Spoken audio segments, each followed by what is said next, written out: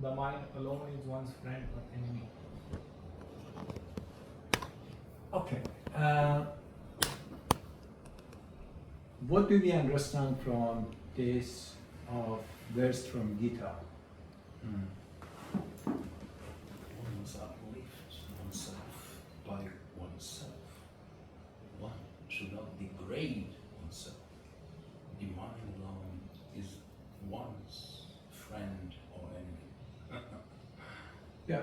What do you say, To be Ankit? challenged. What is the Mind understanding alone. of this? We need to use mind as an instrument and use it to reach to the soul. Yeah. Sister Jershi, what's your understanding of chapter 6, verse 5?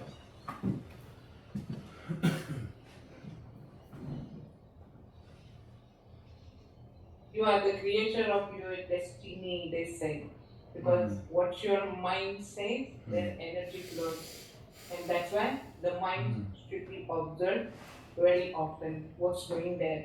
What thoughts are coming in there?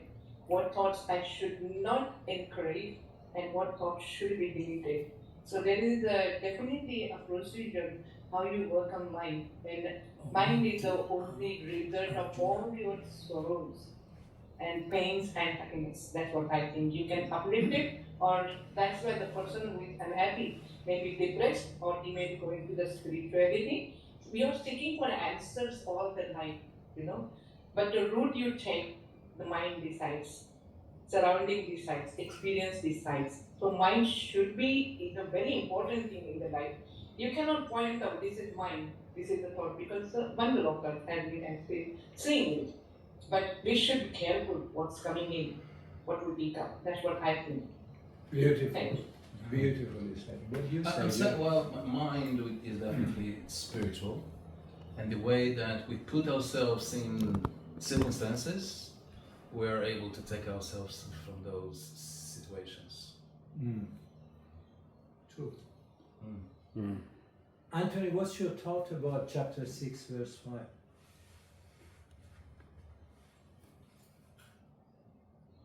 I asked him if he's there. Anthony. Yeah, sorry, I was just mute. Yeah, I mean, it's very important. How we think is what we are, you know. I mean, even, God pointed out that, if we even think evil thoughts, it's a sin. We might not even do the physical act, but if we think it, it has an effect on our being and our relationships. Yeah, so very important, I think. The mind is the powerhouse, and thoughts and mindset, that has an effect on the whole physical, mental and spiritual parts of our soul. Yeah. So it's as you think, so you shall be.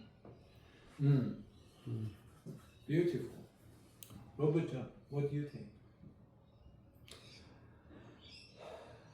I have a problem with one thing, is one must uplift oneself by oneself, and one should not degrade oneself.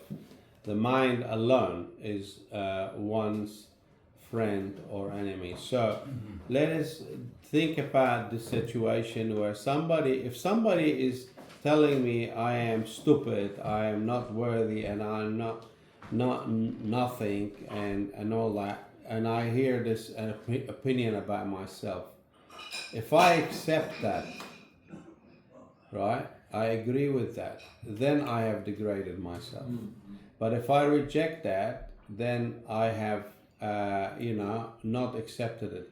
But what if it is true? What if somebody is assessing me in a true light, that I am a liar, for instance? I lied. Yeah. Right? So therefore I have to actually examine myself, according to what has been presented. So criticism is not necessarily negative, right? So criticism should be used in order to achieve a positive result.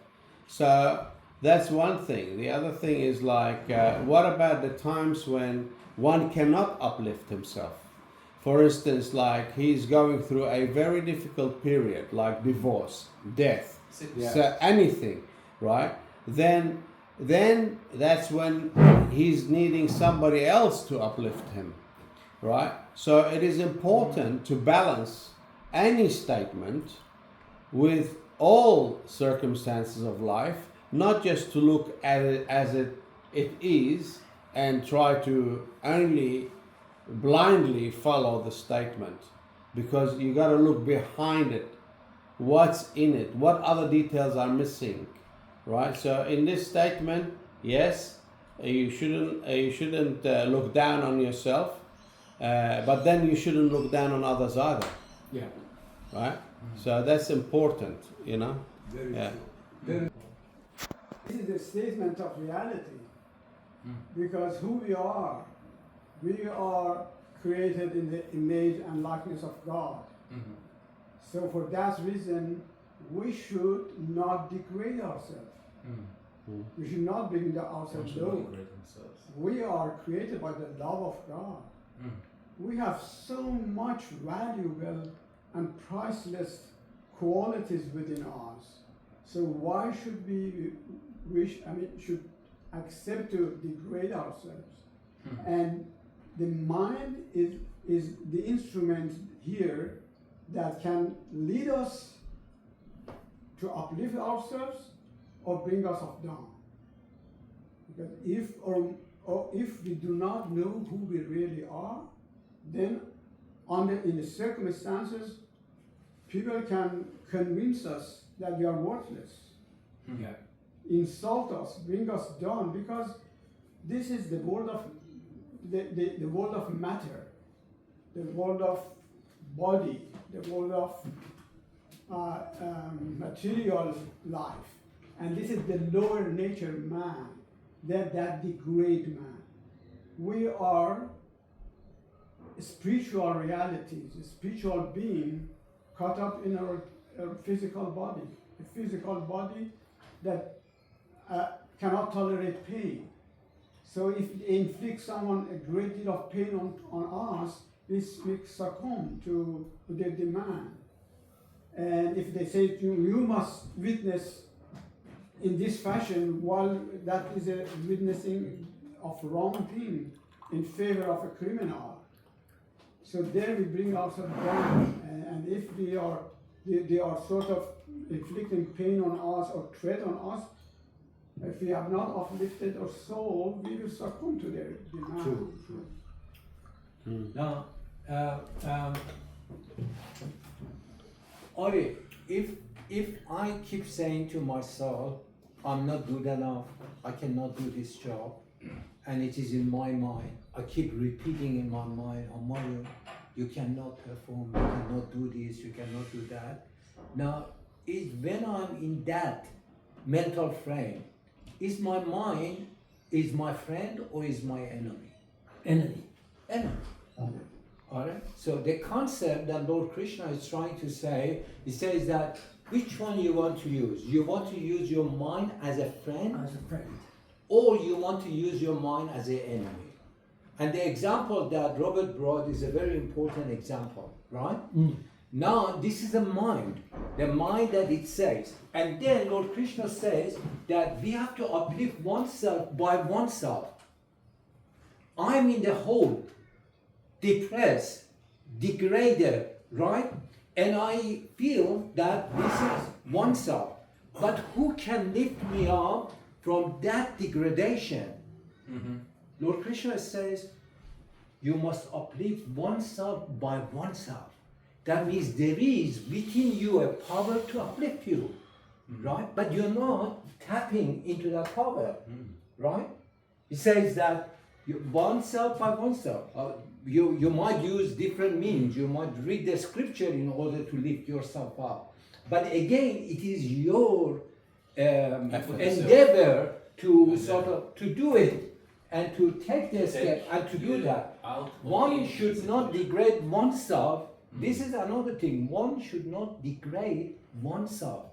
This is a crime.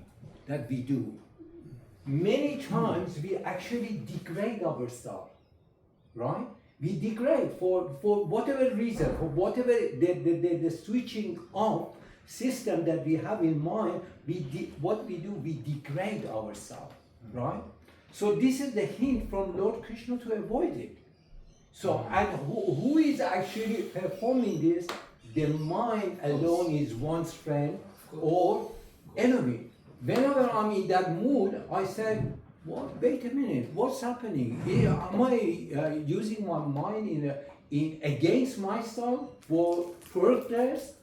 Or I can question myself. No, this is not.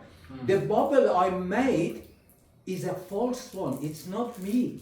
So we have to come out of that bubble according to this, and to open up the dimension and say, no, it's not me. I can change. I don't need to degrade myself, and I can use my mind in a way of progress. Yeah, that's providing. You see this that the person has got moral qualities, and they have moral integrity, right? If you are an evil person who wants to hurt people, and you got arrogance, and nobody can put you down because you're too arrogant, and you want to rule over everybody, then naturally you're not thinking bad about yourself, but you think everybody else is below you, right? So it is when we talk about like things like that, we got to take in account who are we talking about. Then there is the idea of like, for instance, in Christianity, it says, like Paul is saying, renew your mind with the word of God, right? So to renew your mind, right, it will have an effect on yourself, right?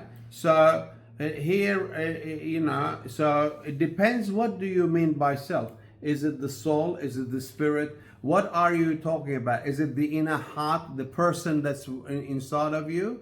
So it is important. The other thing is you got to take into account is that you do you have a relationship with the superior being, right? This is important. If you don't have a relationship with a superior being, who will at times you need supernatural power to uplift you when you are crushed. Sometimes you can't uplift yourself, especially like, for instance, many times we see in the time when the whole community of Israelis were completely the Jewish community in the time of Assyrian about 2,700 years ago. They were surrounded by 180,000 or 85,000 soldiers, right? Now that's by today's count. It is hard to have an army that big, right? Imagine by those days, right? So today, America is preparing to attack Iran, and the number of the people, the troops that they're having are 60,000. Now this is 3 times the amount, right? Being for a smaller place like Jerusalem, being attacked by them, and the only salvation that they had, it was an impossible situation, but Hashem, God, put a sickness throughout the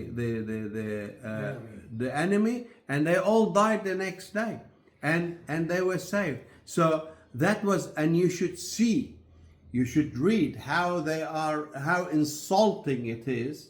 Rabshakeh is the general of the Assyrians, and he is believed to be a backslidden Jewish who was able to actually speak the language, and he was speaking the language of the Hebrew people and telling them, don't believe your king is nothing, nobody, all these kingdoms around us, we've crushed them, and we will crush you also, right?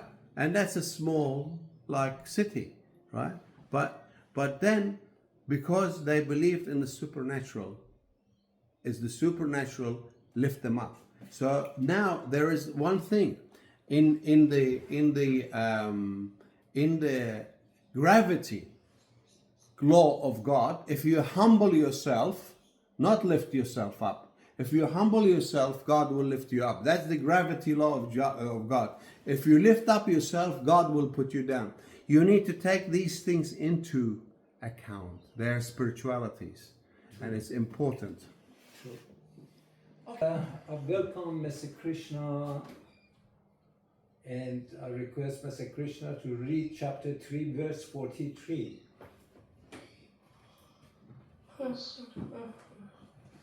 Good evening, friends. Good evening. Good evening, Krishna ji. Namaste. Namaste, namaste, namaste. Good to hear your Chapter voice, 3, verse Krishna. 43. Yeah.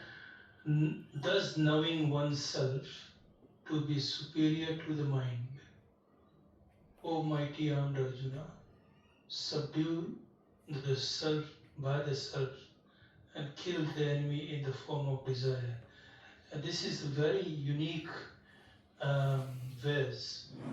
Actually, in Sanskrit, it is Udhrit Atma Atmanam, which means by the help of the higher self, we have to rise from the lower self to the higher self, which means that we might have the lower desires, the lower impulses, the lower tendencies, but when we have something which is set as a higher goal, with that determination, with that inspiration, we can transform, we can transmute those tendencies, those impure tendencies into pure tendencies. So out of many desires, we can channel all the desires to one desire, or just minimize the desires, so that here Krishna means Arjuna, that knowing oneself to be superior to the mind, subdue the self by the self. So which means it is like when we say higher self and lower self. Lower self here means that the mind, which is, if not a pure mind, it becomes the lower self of the mind. Thank you. I could explain more further, but I'm pretty sure we have like Jayashri and Mukund and some of our friends who can input some ideas here.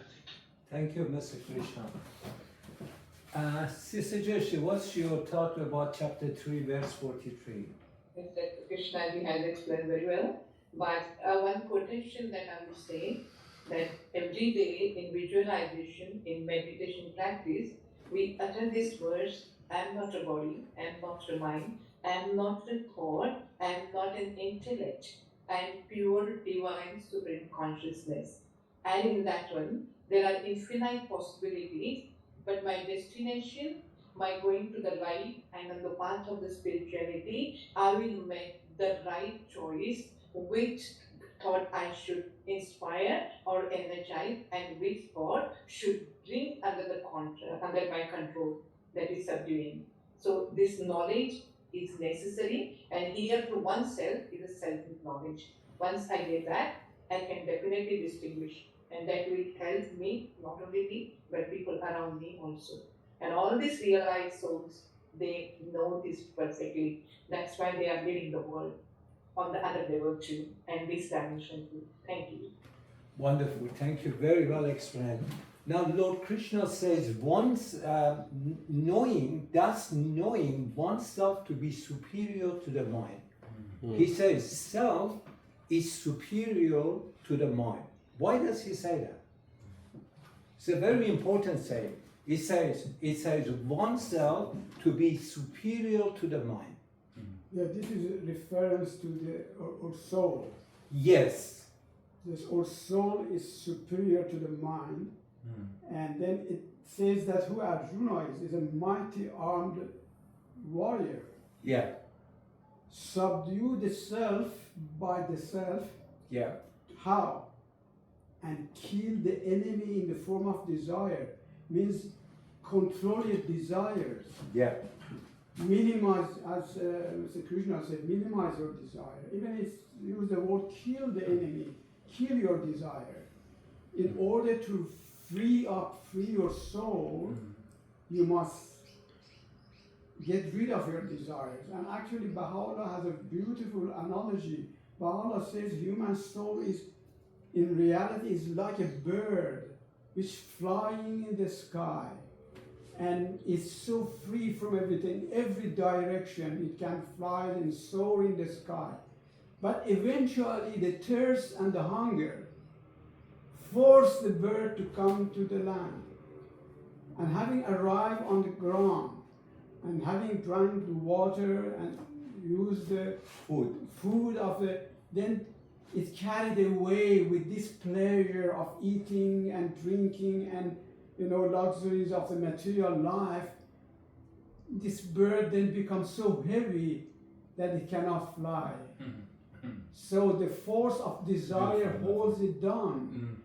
And Baha'u'llah says the bird which was belonged to the sky now is forced to the ground and bounded there. It's a beautiful. Beautiful. analogy. It's a beautiful one. Now the mind, which in the previous one, Lord Krishna says that it can be your friend, it also can be your enemy. The mind is where we are imprisoned. We are imprisoned in the mind, right? This is not actually our true self. And Beru said the one self is referred to our soul, right? So it is not me. Mind has made me a prisoner. My mind, the way that the wonder of thought has created me, and I guarded myself and I created that bubble of my existence, which is all controlled by the mind, is not actually oneself. The self is something beyond that. Robert. It's important to understand here that we are talking about two different factors. Number one, the second verse, verse 3, chapter 3, 43, verse 43, thus knowing oneself be superior to the mind.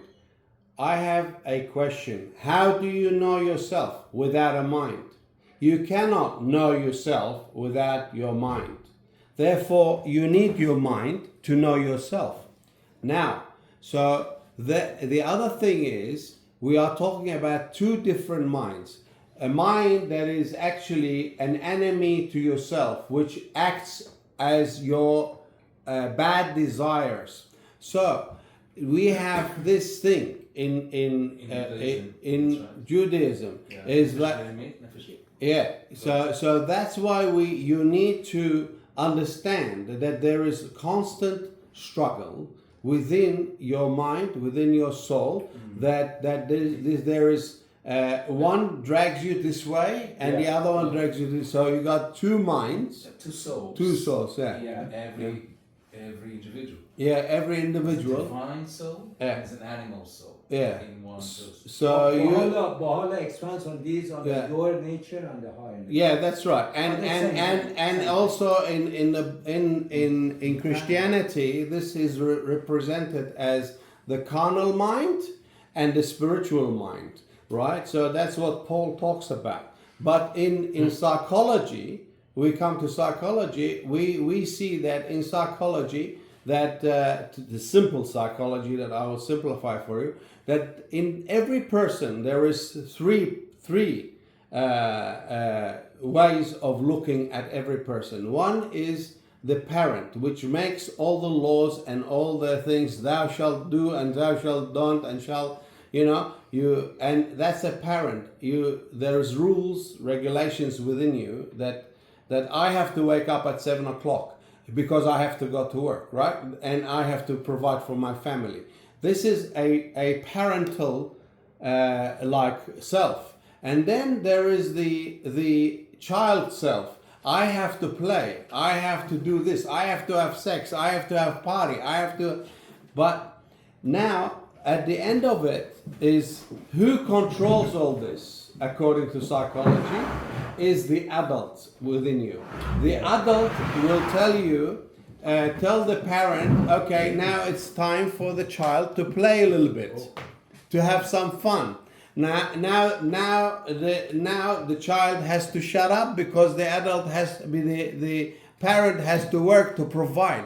You see, so this is psychology. So this is where we are when we are talking about the human being, right? True. And the human being we have to understand. If you want to understand yourself, that's what you need to understand about yourself. Very true. Okay, Very the well said. last But remark. how do we set that standard? Have a little bit To of know fun. what is uplifting and what is degrading and what is right and wrong. How do we set that standard? Can we do that in our carnality? I think the only way to find the standard is, like someone said before, we're created in the image of God. So therefore, that has to be our standard to make our judgment and let our mind make the right judgments. Look, most of humanity today is saying, oh, everything's all right. You can be what you want. You can't say anyone is wrong. To say you're wrong is like a hate crime, today. If you say, oh, that's not right to live like that. God says, that we are man and woman, then that's the standard. And yet everyone wants to say it's uplifting to go the other way. But we can't. We have to set the standard, God's standard, by that. God says that, we're to worship on a certain day and honour that, then why do we go when we want to go another day? And always man wants to go against what God says and say that, but that's not uplifting, that's degrading if we go against God's standard. Would you agree with that? Yes. Well, very, very true. Yeah. Can I just say one more thing? It's like the importance is that you look at all communities around the world, whether they are advanced communities or whether they are primitive communities. The primitive communities also have regulations and rules and the way the tribe functions, the tribal function, right? And that is only to allow people to know what's right and what's wrong and how to be guided. And also the advanced communities like Australia, for instance, you have rules and regulations, and so we have what is normal and what's abnormal. But there is also, we have to consider what nature teaches us. So when we have YX, right, chromosomes, they are YX chromosomes, like or XX chromosomes are XX chromosomes. That's biological nature, that there is female and male. There is rain and shine. There is a day and night. We have to submit to the laws of nature and work with nature as well as working with our community law and our norm, what we call norms. When we go against nature, right, and against the what we call the accepted norm, that's when the problems start happening, right? True. Yeah, so it's important to consider these things. Yeah. Thank you. And most of the time, all the troubles with human being face himself with the thought patterns, images, and the scene. There are three things: seer, seen, and the process. Yes. We always indulge in that thing. And if you sit and quietly, you will find out you are always separate from that, your awareness. True. Very true. Very true. Well said. Half of the trouble is due to those things. But people don't have time. They mix up with the scene so much. They don't have time for differentiate, and they copped up with vain imagination or. Very true. Very true. Mr. Krishna, what is your final thought about chapter 3, verse 43? I think the Robert has very wonderfully explained in a nutshell what this verse really, in a practical sense, means. Yes, that the law of the nature is there. And to live with the law of the nature, certain standards are already set in there. And those standards are for the benefit of the humanity. And those standards are laid in our scriptures. From the Hindu perspective, it is the Vedas. The Vedas show you what is beneficial and what are things which are prohibited for the security, for the peace and the happiness of the living beings all around us. So definitely a standard is set for all the levels of human life, right from the child to an adult. All these standards are set, like the standard for a student is different to a standard of a teacher or of a monk or of a priest. They all have their own standards. And only when there is a clarity and a clear understanding, then the adaptability and adjustment becomes very easy. And that's why we say education in human values at this present time is the primary thing to restore the whole humanity into the platform of peace and prosperity. Thank you. Thank you so Thank much. you. Okay, friends, we close with a prayer. Ankit is going to say. Thy name is my healing, O my God, and remembrance of thee is my remedy. Nearness to thee is my hope, and love for thee is my companion. Thy mercy to me is my healing, and my succor in both this world and the world to come. Thou verily art the all-bountiful, the all-knowing, the all-wise. Bhagwan.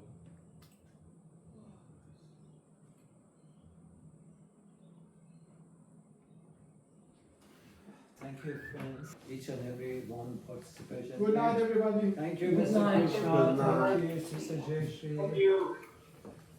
Good evening, everyone. Good night. Thank you, Mr. Krishna. Thank you. Good to hear your voice. Thank you, Anthony. Thank you, everyone. Thank you, Mr. Thank you, Krishna. Anthony. And thank you, Sister. Good night, dear friends. Good night. Have a good night, Oh, guys. you're Can I leaving. have a lift? Can you? I was hoping you stay a bit more. Sorry? I was hoping you stay a bit longer. I'm going to take him to the station. Oh, next time.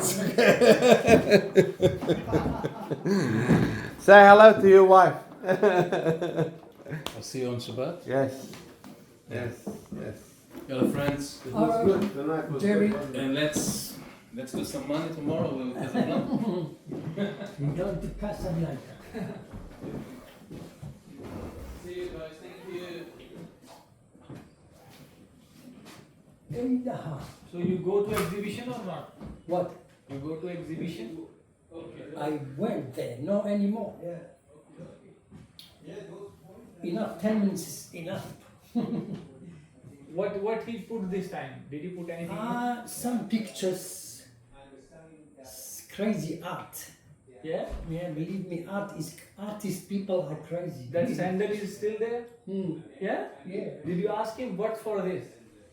No, I didn't ask him. Differentiating between that and when we can tap into the right the right parents, the right child, and the right adult. Not the right thing. Yeah. And that makes real sense. That I'm gonna upload this one straight away to YouTube because it was a good. I'll call it like something along improving yourself. Yeah. Improving self-improvement through mind control. Yes. Something like that. Yeah. Right? I think it's very good. I mean, like everyone needs to listen to this, and everyone has got an opinion this way. Yeah. And gives us a bit of pattern. Oh, am I really? What type of? Like Robert said that we have got a child mind within us, we have got the parent's mind within us, and we got the adult mind within us, right? And each one, when it dominates, is good, but when it dominates in the wrong time and wrong